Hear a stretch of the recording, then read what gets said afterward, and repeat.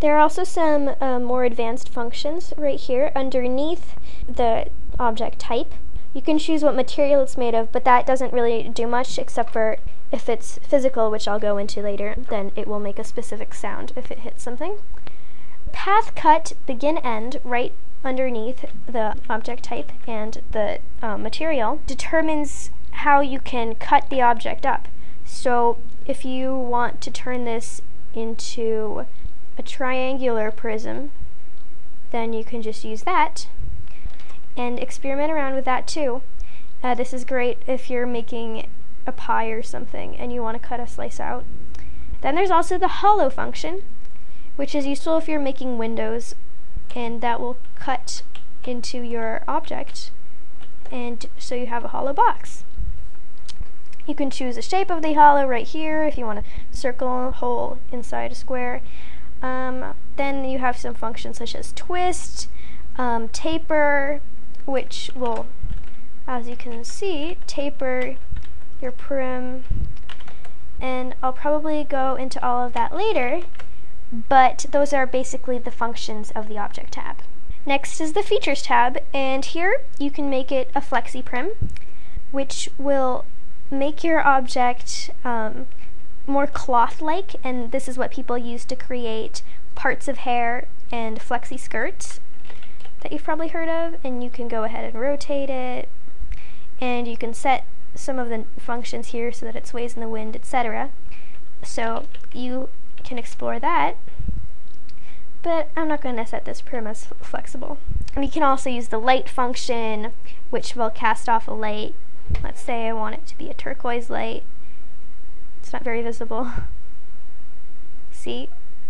Do you see how if I choose a specific color for the light, it selects it, and then see how it's casting a light on my avatar? It's pretty spiffy, so people use that for lamps. The next tab is the Texture tab, and that's one of my favorite tabs because that's where you can choose how you want this prim to be colored and what kind of image you want on the sides of it. So you can upload your own textures, as you probably know, and use those, or you can find one in your inventory already, and let's say I want to make this brick texture. So I look for a texture of bricks, and I click on one, and it will load here in this box. It might take a while. So there it has loaded. It's a nice white brick texture. As you can see, it's quite pleasant. Let me just go ahead and delete this prim here, we don't need it. And so then we have this hollow box with a brick texture. And here we just click the texture square, but we can also click the color square and tint it any color that you like. Most of the default colors that are down here are pretty unappealing colors. Oh yeah, let's have some default blue. That's a horrible color. So you can tint it whatever color you like, but usually in more professional builds, people prefer to just tint their textures in Photoshop or in another program rather than tinting it in World. Then here you have the transparency and the glow. If you want it to look transparent, then you can put in some number like 20 here, and then you can see it's a little transparent. Unfortunately, there is a transparency glitch, so if you try to put two transparent things in front of each other, they will, it's not very visible here, but they will have some problems where the texture will start overlapping on the other one. And that's not very visible, but it's quite annoying. And then you have, let's set this back to 0, then you have the glow function, which everyone loves to play around with, and you can set your glow up pretty high. If your graphic settings aren't high enough, you won't be able to see the glow. So please don't set things on glow really high and then think that it's probably cool looking, even if it doesn't change on your screen, because it will look just like a big white blob on everyone else's screen if they have the graphic settings to accommodate it. Glow can be nice when you're trying to use it on a lamp or in water. It looks nice. You can just type in a lower number here for a more realistic glow. It's a sweet function, but people tend to overuse it a lot. I know I do. Then down here you have some drop-down menus. You can set it shiny, etc. Feel free to play around with these. Then you can flip the texture, add how many repeats you want per the face. So if it's a really big prim, you can set it to more repeats, and then the texture will look more tiled. And there's the texture tab. So then the last tab is the content tab, and this is where, if you're a scripter and you're making a script for an object, that's where you drop it. You drop it in the contents tab. And so you can also drop prims in here if you're creating a box with some items in it.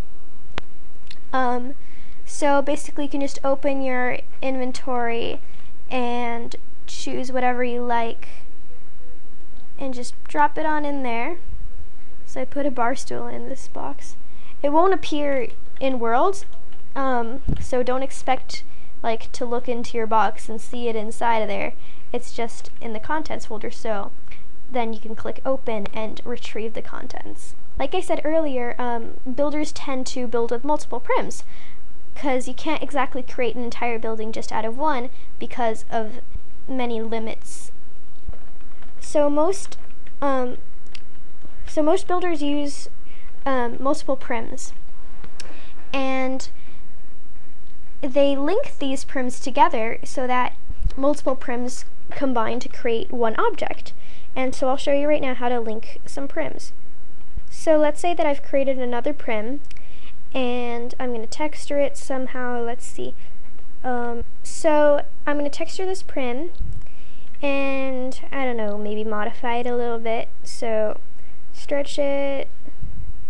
Let's make it look sort of like a little house, and taper the sides.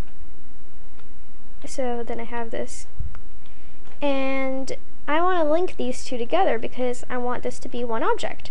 So what you do is you click on this prim with the build menu open, and then you press shift and you press the other one to select multiple prims at the same time. Then you can move them around and stretch them just as you want. But if I feel like this is my finished product and I want to link it together, have them both selected and press Control L. That will link your objects, and as you can see, this top prim has turned blue. That's because the last prim you select before you link prims is going to be the active prim, as in if you res it, this is the prim that's going to be directly on the spot where you dragged it out of your inventory. So now I have this prim, and let's say, what if I want to modify just one of these prims?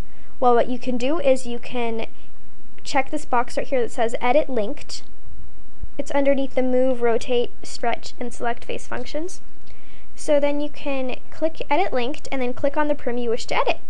So now I only have this prim selected, and I can go ahead and stretch it, uncheck the select both sides, etc. I can do whatever I want to just this prim. But if I want to unlink these prims for some reason, like I really just want to get rid of one of these prims, just press Control Shift L and it will unlink the prims for you. And there you go. Then you can delete that prim if that's why you unlinked it. To most people who work in 3D graphics, these tools are extremely limited because programs that are made specifically for 3D creation are far more advanced than this. But people do make amazing creations with these simple tools, and they are only limited by your imagination. This box could become part of a table, part of a building, part of a tree. It could become part of anything that you wish to create. And that's why building is such a special thing, because you can create so many little pieces that all start out as a plywood box and form something that is original and new and amazing. Please have fun with building. Fiddle around with all the functions, learn what each one of them does, and really just try to have fun creating. This has been a very basic tutorial. I'll probably create further tutorials that will be available on YouTube for the manipulation of these prims, and I hope that you are encouraged to start creating on your own.